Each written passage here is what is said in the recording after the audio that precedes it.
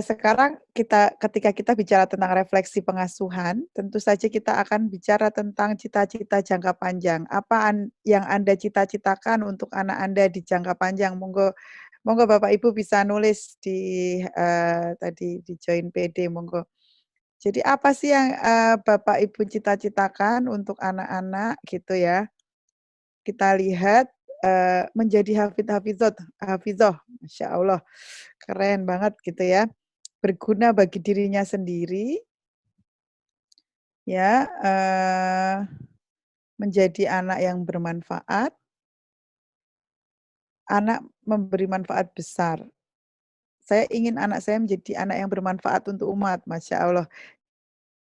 Jadi hamba yang bermanfaat bagi orang lain, anak yang mandiri menjadi pemimpin yang amanah, menjadi anak yang tumbuh, menjadi anak soleh, bermanfaat, sukses dunia akhirat solihah. Masya Allah, menjadi anak soleh solihah. Penyebab kami sekeluarga kumpul di surganya Allah, Masya Allah gitu ya. Menjadi qurrata ayun, menjadi anak yang disayang Allah, bermanfaat bagi orang lain. Saya ingin anak saya menjadi baik dan soleh, anak yang mandiri, anak soleh, Masya Allah ya. Ini benar-benar ini keluarga Ibnu Mas'ud itu, futuristik gitu ya, sudah sangat solih gitu ya, ininya ya. Kalau saya tanya di mahasiswa saya tanya, "Apa sih tujuan kalian untuk belajar?" Itu banyak yang jawab tuh, "Biar dapat pekerjaan, biar gajinya banyak, biar ini." Semuanya tuh materialistik gitu ya. Ya sedikit yang menjawab biar berguna, bermanfaat untuk orang lain, kayak gitu. Nah, jadi kesimpulannya Bapak Ibu ingin anaknya menjadi qurrata a'yun atau ingin menjadi pemimpin orang muttaqin? Ya, coba Bapak Ibu bisa, tunjukkan di itu, bisa jawab lewat itu, nggih.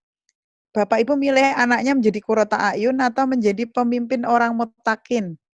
Ada yang qurrata a'yun, ada yang pemimpin orang ada yang keduanya, ada yang pemimpin orang muttaqin gitu. Coba Bapak Ibu milih yang mana gitu? Oke, ya. Apakah Bapak Ibu ingin anaknya menjadi penyejuk mata, qurrata ayun, atau menjadi orang yang muttaqin, atau keduanya? Nah, ternyata paling banyak itu sejauh ini keduanya. Terus kemudian ranking 2 adalah qurrata ayun gitu ya, penyejuk mata. Ranking 3 adalah pemimpin orang muttaqin gitu ya. Jadi sedikit yang anaknya pengen anaknya menjadi pemimpin ya, kira-kira begitu, lebih sedikit daripada yang qurrata a'yun, tapi lebih banyak lagi yang keduanya, oke. Nah, Bapak Ibu tentu saja, kalau kita mengacu pada doa yang sehari-hari kita baca dari surat Al-Furqan ya, eee, adalah orang-orang yang berkata, "Rabbana hab lana min azwajina wa dzurriyyatina qurrata a'yun waj'alna lil muttaqina imama," gitu ya. Ternyata kalau kita saya yakin nih Bapak Ibu pasti memanjatkan doa ini sehari-hari gitu ya.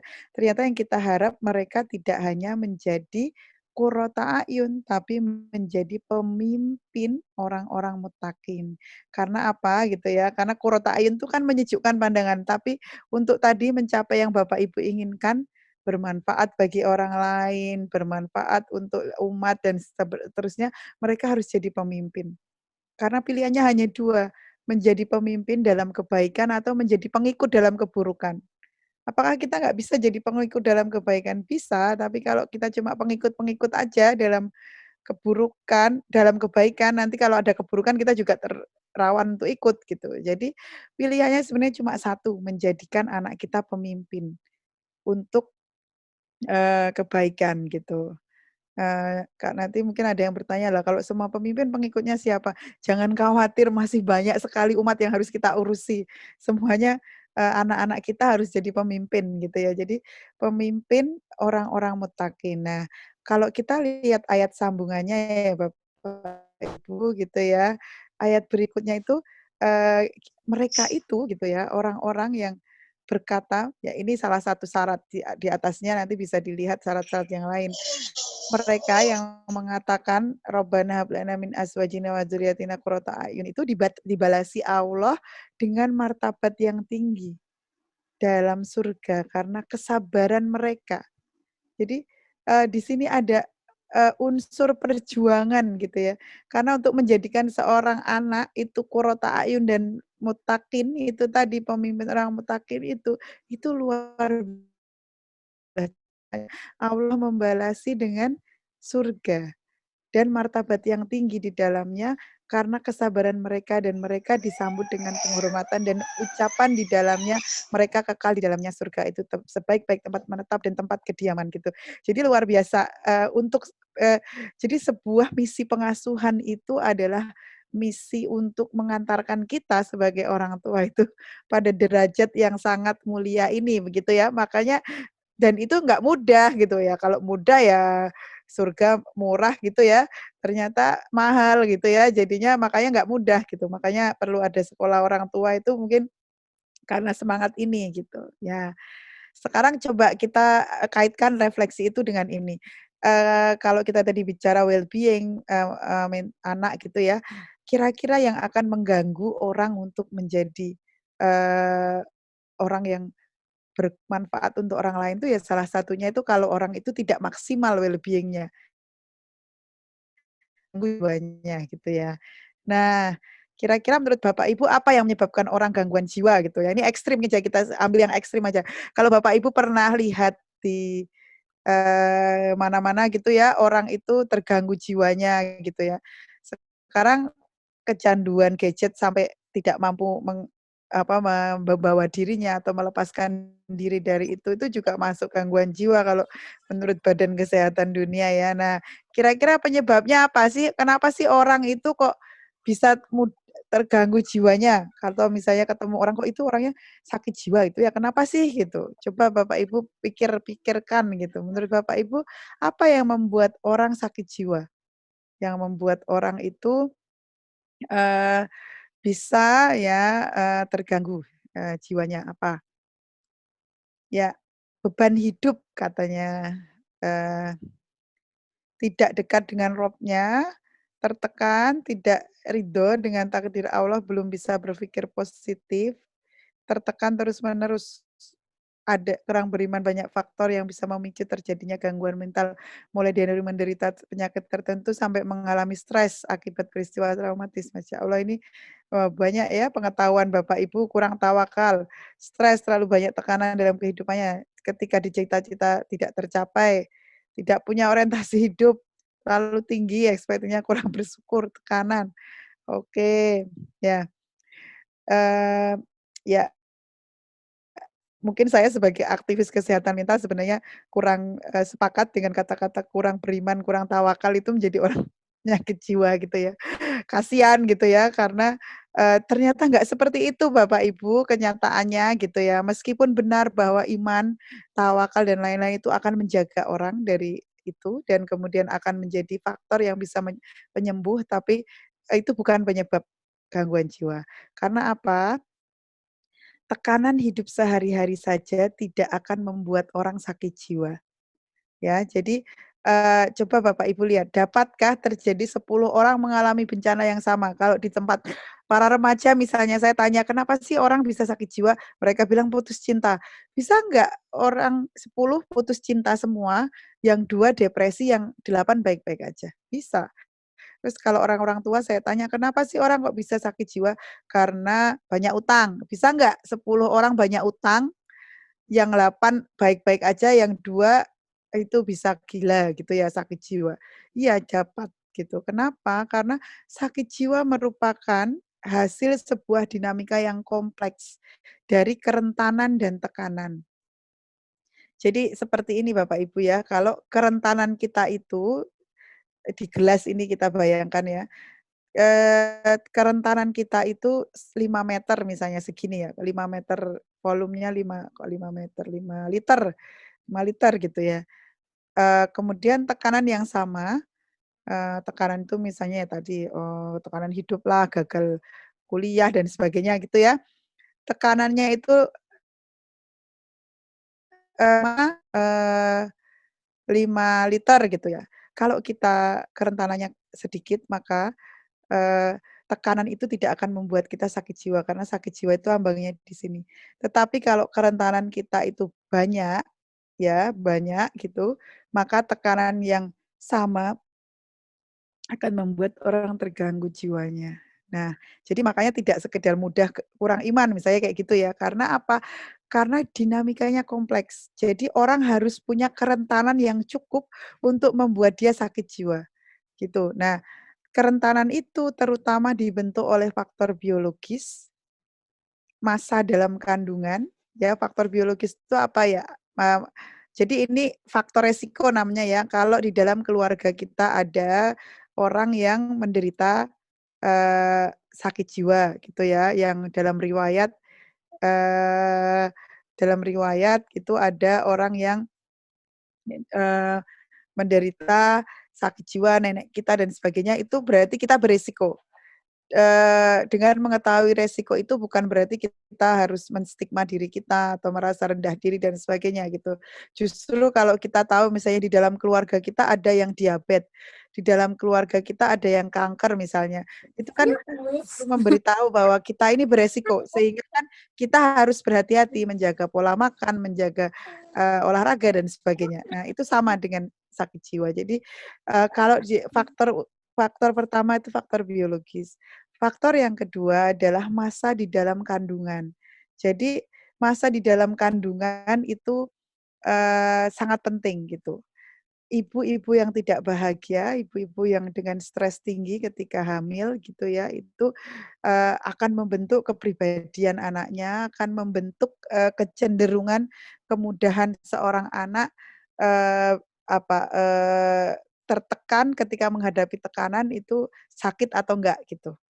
Terus kemudian masa di dalam kandungan juga kalau ibunya depresi gitu ya, itu akan berkorelasi dengan resiko melahirkan anak bayi stunting gitu. Jadi stunting itu bukan masalah nggak mau makan, nggak mau itu doang, tapi ada unsur, kesehatan jiwa ibu gitu ya. Jadi ini yang hal penting faktor biologis, masa dalam kandungan, dan pengalaman hidup 5 tahun pertama. Jadi pengasuhan terutama 5 tahun pertama itu adalah kunci penting gitu bagi, bapak ibu, bagi perkembangan anak-anak kita gitu ya. Jadi ini yang akan menjamin, bukan menjamin, tapi akan memprediksi apakah dia termasuk orang yang rentan atau tidak ketika menghadapi, eee kehidupan nantinya, gitu. Semakin banyak faktor kerentanan yang dimiliki seseorang, misalnya dia secara biologis ada turunan, dalam kandungan dia, ketika hamil mungkin mau digugurkan, ibunya stres misalnya gitu, terus ketika 5 tahun pertama juga dia tidak mendapatkan pengasuhan yang baik gitu, semakin banyak faktor kerentanan yang dimiliki seseorang, akan semakin besar kemungkinan untuk sakit ketika orang tersebut bertemu tekanan. Sekali lagi keluarga berperan besar dalam menumbuhkan pribadi yang sehat. Jadi untuk menjadi pemimpin tadi, lil muttaqina imama tadi ya Bapak Ibu, itu perlu pribadi yang sehat.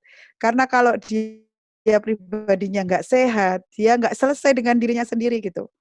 Jadi saya contohkan misalnya ada seorang anak yang ketika kecil dia, ditekan gitu ya, untuk, menghafal Quran dengan penuh tekanan dan ancaman gitu ya misalnya, terus, 5 tahun sudah ditaruh di tempat yang tidak, tidak familiar, tidak didesain untuk perkembangan anak. Jadi dia, ditaruh di tempat yang ini contoh aja ya, misalnya ditaruh di tempat, pesantren yang mungkin sebenarnya tidak ada konsep khusus untuk anak di situ gitu ya.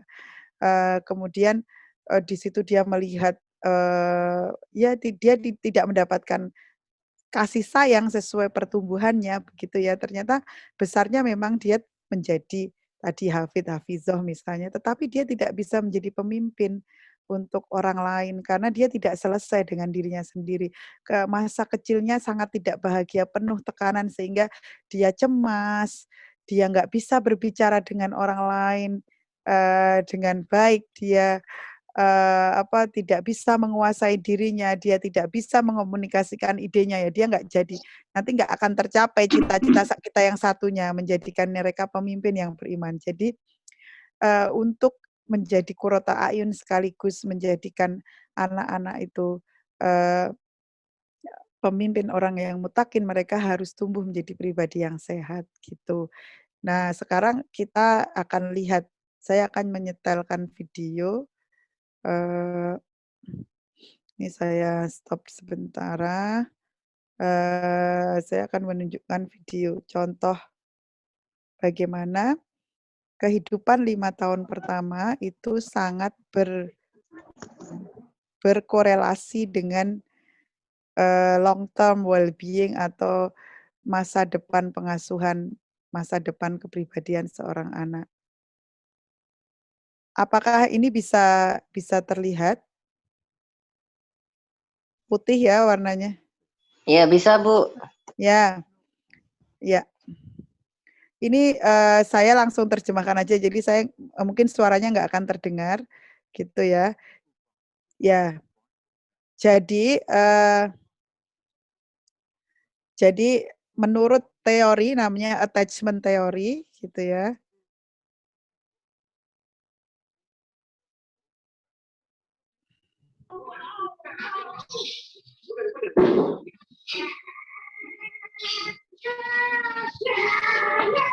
Jadi begini Ibu-ibu, jadi, 5 tahun pertama dalam pengasuhan itu akan sangat menentukan gitu.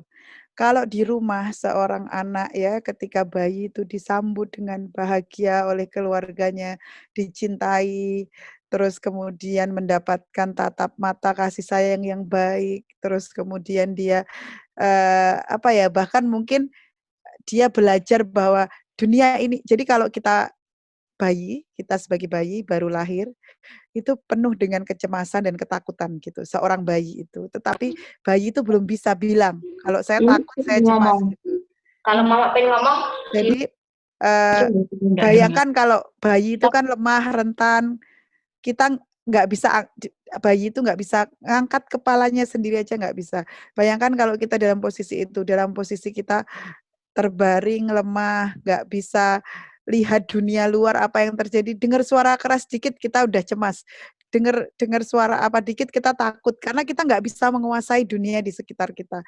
Jadi bayi itu adalah makhluk yang sangat rentan, lemah, kalau dunia di sekitarnya itu tidak merespon dengan baik, jadi kalau bayi yang, bayi yang direspon dengan baik itu nggak akan jadi bayi yang rewel, kira-kira kayak gitu ya, karena dia belajar bahwa menangis itu hanya perlu kalau untuk komunikasi.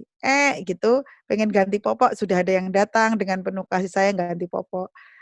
Gitu, oh pengen ganti baju udah ada yang datang ini. Jadi dia tidak akan rewel, tantrum, heboh gitu ketika awal-awal kehidupan ya karena, eee semua orang mengerti dan dia mendapatkan perlakuan konsisten seperti itu, maka dia akan mempersepsi bahwa dunia ini indah. Nah, anak-anak yang seperti ini kalau dia nanti keluar rumah, dia akan langsung eksplorasi karena dia merasa bahwa dunia itu indah. Jadi dia akan lari-lari, tidak akan ketakut, dia akan happy, dia akan bergaul dengan orang lain, dia akan punya keterampilan sosial yang baik. Sementara anak yang di rumahnya itu banyak perlakuan tidak konsisten, mungkin contoh ekstrimnya pernah terjadi di Amerika itu misalnya ada seorang anak yang kalau, ngompol dipukul sama ayahnya gitu loh. Kalau ini pokoknya ayahnya itu tidak suka, anak bayinya itu nangis, ngompol dan sebagainya itu dipukul-dipukul gitu ya, dan sejak umur berapa, 13 bulan dia diikat di belakang rumah gitu ya, di pojok rumah sampai besar gitu ya, jelas dia sangat traumatis itu ya. Itu, dia menganggap bahwa dunia ini mengerikan.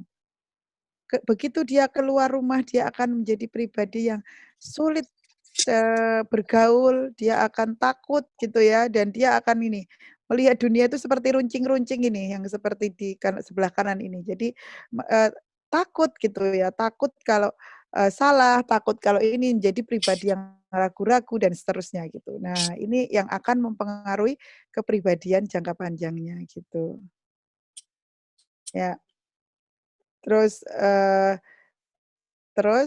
singkat contoh nih, contoh konkret ya. Nah, ada sebuah keluarga ya, namanya kita kasih nama Pak siapa, ya kalau orang Gunung Kidul, Pak Bambang misalnya. Pak Bambang ini dan Bu Bambang ini punya anak 4 gitu ya, dan anaknya itu sangat ya ini, Pak Bambang sangat sangat ini, sangat, eee, sayang pada anaknya. Kalau bicara hangat, terus tatap matanya hangat sejak lahir itu ya, suka memeluk, suka mencium anaknya dan seterusnya gitu ya. Ya pokoknya orang tua yang menyenangkan. Sampai suatu hari Pak Bambang ini sakit gitu ya, terus kemudian, meninggal. Terus kemudian, Bu Bambang kan harus luar biasa ya struggling mencari penghidupan untuk anak-anaknya gitu. Akhirnya Bu Bambang ini sibuk gitu ya, anak-anaknya kacau gitu ya. Terus kemudian, ternyata gitu yang terjadi pada anak-anaknya itu berbeda-beda. Anak pertama ketika ayahnya meninggal usianya sudah 6 tahun. Jadi dia sudah cukup membangun cara pandangnya terhadap dunia bahwa dunia ini ramah dan menyenangkan gitu. Karena tadi ayahnya sangat menyenangkan, ibunya sangat perhatian gitu ya. Dia sudah selesai kebutuhan itu, maka dia tumbuh menjadi anak yang baik-baik aja. Jadi kalau dia memang merasa ibunya berubah, tapi dia percaya kalau dia perlu ibunya selalu akan ada. Dan dia akan kembali, dia tumbuh menjadi anak yang percaya diri, dalam pertemanan dia bisa, membangun hubungan yang baik, ketika menikah juga membangun hubungan yang baik, seperti itu ya. Itu anak pertama. Anak kedua, namanya Ani, ini ketika ayahnya meninggal usianya baru, 3 tahun gitu ya. Mana tadi Ani? Nah, baru 3 tahun. Nah, ketika usia 3 tahun ini, dia kaget kok ibunya tiba-tiba berubah gitu. Dia harus teriak keras untuk bisa mendapat perhatian dari ibunya karena ibunya sibuk gitu, dan akhirnya dia menjadi pribadi yang sulit. Kalau ibunya memberi perhatian, dia malah nggak mau menghindar. Tapi kalau kalau ini jadi dia akhirnya malah menjadi pribadi yang sulit lah pokoknya. Dan dia percaya bahwa dunia ini complicated, dunia ini sulit gitu ya.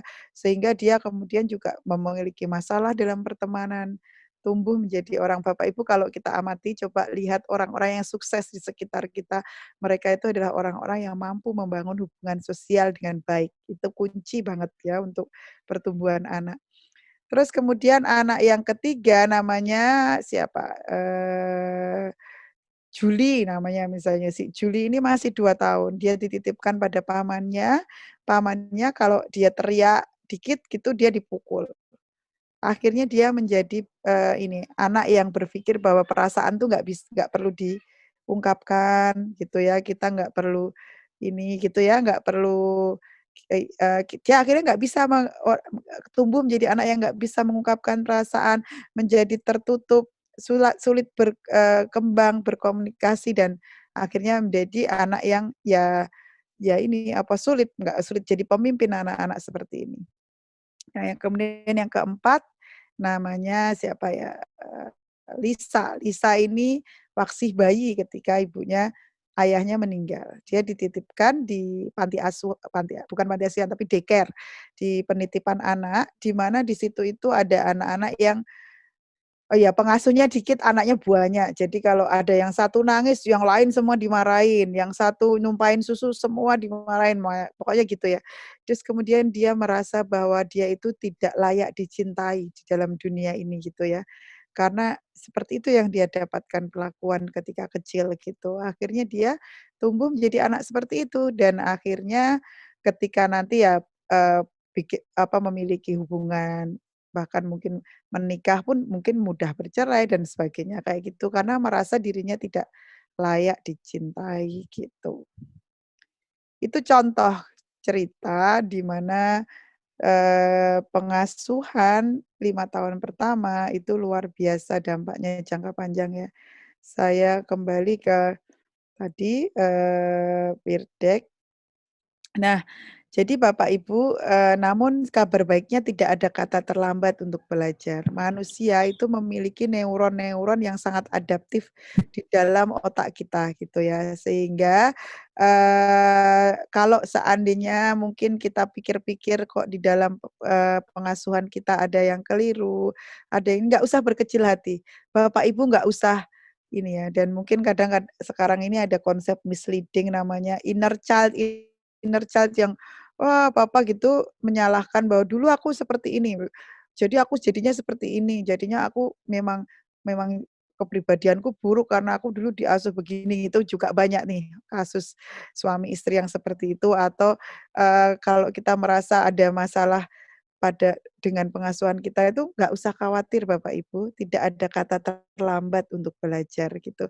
Ya, kuncinya adalah mau belajar karena apa, otak kita itu sudah dibuat sedemikian adaptif oleh Allah gitu ya, sehingga ketika ada apa-apa kita bisa membuat koneksi baru, ketika ada error kita bisa membuat koneksi baru, anak kita pun seperti itu, gitu. Jadi segala masalah itu berawal atau berakhir di keluarga. Yang penting kita harus sekarang belajar bersama-sama untuk membangun keluarga itu kita agar berfungsi. Apa fungsi utama keluarga kita? Yang pertama memenuhi kebutuhan fisik, yang kedua mendidik dan menyosialisasikan anak-anak itu tanggung jawab kita. Yang ketiga membentuk, keluarga yang hangat, yang pasangan itu bisa terpenuhi kebutuhannya. Karena rumusnya happy couple, happy children. Orang tua bahagia, anak bahagia. Kemudian memenuhi kebutuhan anggota keluarga, yang muda, yang kecil itu kebutuhan keluarga dan keluarga harus mampu memenuhi kebutuhan emosional untuk dicintai, merasa diterima, merasa dihargai, kayak gitu. Nah, saya mungkin pernah menjelaskan ini, saya ulangi lagi, ini adalah riset dari selama 40 tahun di berbagai belahan dunia, yang menunjukkan bahwa sebenarnya keluarga itu yang tangguh itu memiliki ciri seperti ini, ciri-ciri yang sebenarnya kita bisa pelajari dan kita bisa tumbuhkan di dalam keluarga kita. Yaitu yang pertama komitmen, ini saat yang tepat ketika pandemi kita terus berkumpul dengan keluarga itu, maka komitmen pada keluarga itu kita tumbuhkan kembali. Bahwa anak-anak tidak boleh diurus dengan waktu sisa, anak-anak harus menjadi urusan utama dalam hidup kita, gitu. Itu komitmen, gitu ya. Kemudian mampu menghabiskan waktu bersama yang menyenangkan, bahagia, itu ya, itu sejak kecil. Sejak kecil itu sangat lebih bagus, gitu ya. Nanti anak-anak itu kalau semakin dewasa, semakin remaja, semakin independen, banyak orang tua yang curhat tidak bisa ngomong dengan anaknya, remaja juga curhat tidak bisa ngomong dengan ibunya. Lah dulu yang ngajak ngomong, ngajarin ngomong anak kita ketika dia belum bisa ngomong tuh ya kita, kok bisa udah gede kita nggak bisa ngajak ngomong dia, itu kan berarti ada yang hilang di sini. Kebersamaan kita nggak menyenangkan, itu harus kita, kreasikan biar anak-anak dekat dengan kita, kemudian komunikasi itu tidak hanya sopan, tapi dia harus hangat mendalam. Di dalam keluarga yang komunikasinya hangat dan dalam, sesuatu yang berat, yang sulit, yang besar, yang menyakitkan itu bisa dibicarakan. Pada keluarga yang komunikasinya tidak mendalam, segala komunikasi hanya permukaan. Mereka menghindari membicarakan yang berat, sulit, pahit, itu semua. Dan akhirnya anak-anak tidak akan tumbuh bersama nilai-nilai besar gitu ya. Dan kemudian, keluarga yang tangguh memiliki nilai yang tumbuh dengan fisik kuat sejak kecil gitu ya, seperti itu, karena itu dibicarakan, hal besar dibicarakan di rumahnya. Orang tua tidak menganggap bahwa anak-anak itu, urusannya cuman apa gitu ya, cuman dunia kartun atau apa, tapi mereka bisa bahkan dari kecil 3 tahun, 2 tahun sudah bisa diajak bicara tentang cerita Konstantinopel, sejarah tentang, perjuangan para nabi dan seterusnya gitu ya, hal-hal besar gitu. Dan itu semua akan membuat, keluarga itu nanti mampu menjadi kekuatan keluarga itu untuk mampu mengatasi stres dan krisis yang dihadapi secara bersama-sama. Jadi dialog keseharian di rumah kita adalah dialog peradaban gitu, dan kita menuju ke sini, komunikasi mendalam level 5 ya, di mana komunikasi level 1 itu cuman permukaan, nomor 2 ngomong tapi cuma gosip, yang ketiga ngomong-ngomong tapi cuman tidak pernah bicara perasaan. Level 4 mereka bisa bicara perasaan, level 5 sangat lancar, sangat ini mendalam sehingga mampu bicara hal-hal besar, hal-hal sakit, hal-hal sulit, hal-hal pahit bisa dibicarakan dalam keluarga, begitu. Terima kasih, terakhir saya tutup dengan, hadis ini ya, Rasulullah bersabda, "Hampir saja pada waktu itu, musuh-musuh kalian tuh mengerumuni kalian dari berbagai penjuru, sebagaimana mereka berkumpul menghadapi makanan dan dalam piring. Kemudian seseorang bertanya, "Katakan wahai Rasul, apakah kami pada saat itu jumlahnya sedikit?" Rasulullah berkata, "Bahkan kalian pada saat itu banyak, akan tetapi kalian bagai sampah yang dibawa oleh air hujan," atau di tempat lain diterjemahkan, "Kalian saat itu seperti buih, tidak ada bobotnya," gitu.